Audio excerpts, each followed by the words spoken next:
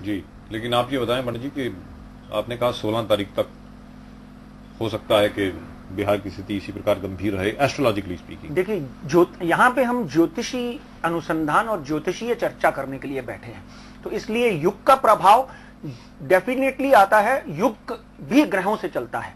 हर तरह से अगर हम इन चीजों का अनुसंधान करें, एक दूसरे के ऊपर क्रिया प्रतिक्रिया और उसके इंप्रेशन देखें, तो डेफिनेटली ग्रहों की परिस्थिति से ही कलयुग और सतयुग आते हैं।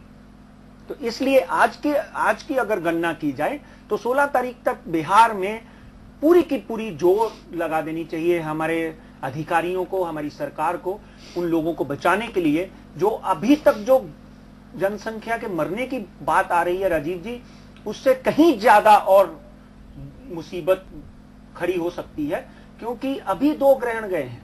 इन ग्रहणों का प्रभाव कहीं ना कहीं पड़ना था और फिलहाल जो है सूर्य और चंद्र की जब परिस्थिति देखते हैं, और आपको याद होगा पिछले से पिछले आरकेबी शो में हमने बोला था कि एक घर में 4 और 5 ग्रह बैठे हुए हैं। सिंह के उसमें शुक्र के साथ में शनि के साथ में बुध के साथ में सूर्य, यानी इन चारों की अगर हम बात करें तो कहीं ना कहीं इस तरह की घटना आने के पूरे संजोग जो हैं वो not only in India, other part of the world, जैसे अभी आपने देखा कि कैलिफोर्निया के पास या कहीं लॉस एंजलिस में कहीं बहुत बड़ा तूफान आया।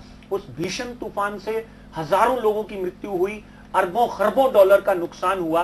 तो बिहार में भी जिस तरह की परिस्थिति है उसको 15 तारीख तक संभाले रहना बहुत जरूरी है। उसको जुठलाया नहीं जा सकता।